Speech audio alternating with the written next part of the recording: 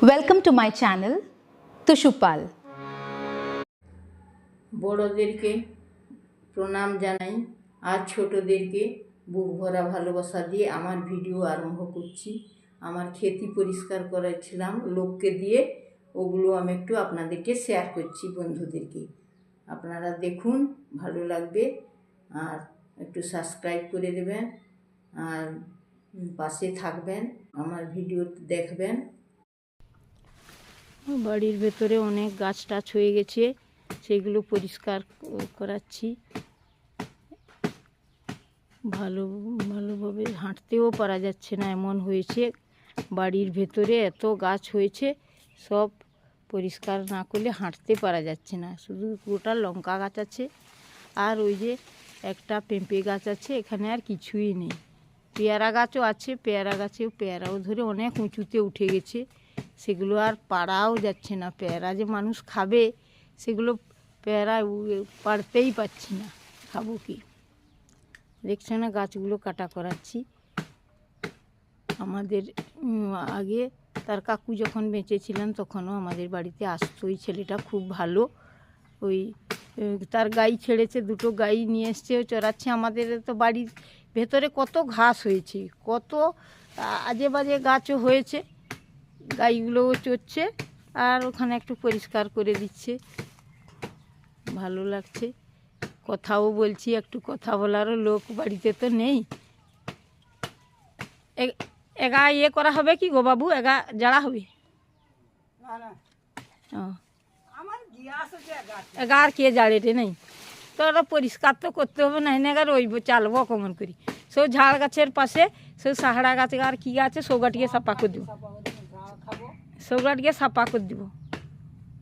পরিষ্কার নাই রই না, চালবো কমন করি বলো না। ওরা পিঁপা করে বিছাই দিব তো গো বাবু, তরকারি করবা?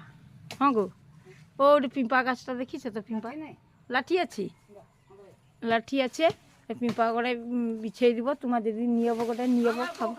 কখানি? আরে পিঁপা খাই না, কত ভালো জানো, শরীরের পক্ষে খুবই ভালো পিঁপা।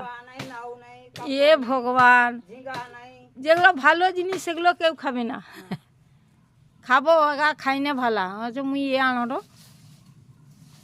লাঠি নিস বিছিয়ে দিব। আর গোটাই গাই তোমার কোথায় আছে গো? কোথায় দেখায়নি? হ্যাঁ, এই যে দূরে একটা গাই আছে, ওটা ওই গাইটা চড়ছে সেখানে খোলাতে।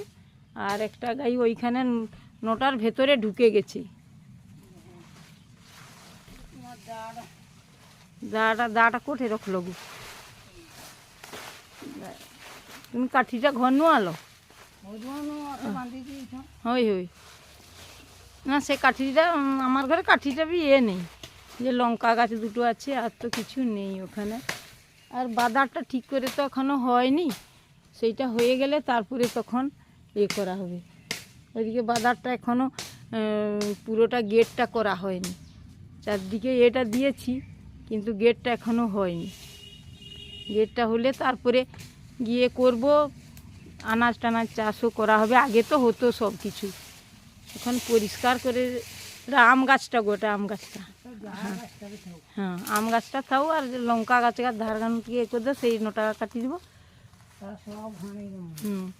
সব পরিষ্কার হয়ে উঠিকে মানুষ চালিয়ে বি পারবে না। চারদিকে এত গাছপালা হয়ে গেছে, যা গাছ লাগালে তার উপরে উঠে যাচ্ছে। এই যে কি একটা লোটা হয়েছে, এগুলো সব খেয়ে যাচ্ছে। আর এইগুলো একটু কি আলকুশ গাছ না কি এগুলো হয়েছে, সেই বাদারটা যে দিয়েছিলাম লোহার বাদারের ওপরে উঠে গেছে। সেগুলো আবার বিষ স্প্রে করে করে ওগুলো মারতে হবে, না হলে কেমন করে বাদারটা বাঁচবে? তার তারগুলো দেওয়া আছে, তার বেঁকে যাবে তো এরকম। এই যে আর একটা গাই এখানে হচ্ছে, খাচ্ছে।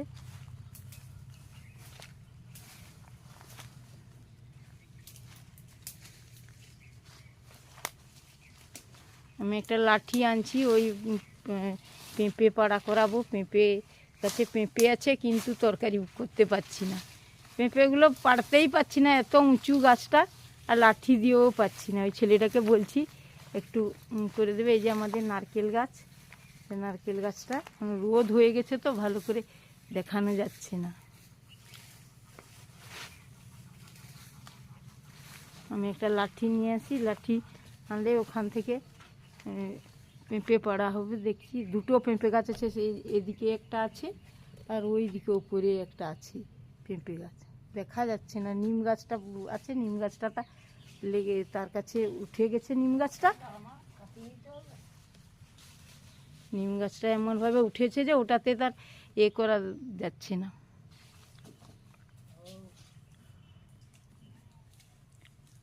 আরেকটে বাঁধি দাও, আরেকটে খাইতে থিবে, খাই যাবি।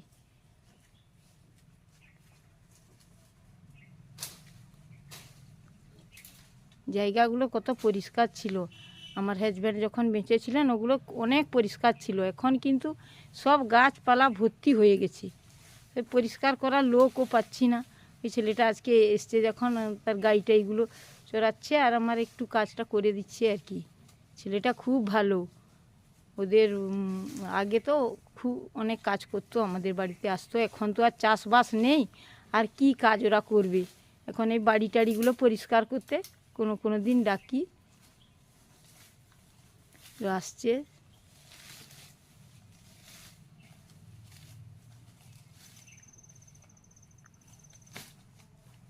ওই যে দেখছো না পরিষ্কার করছে, কত ভালো ছেলেটা।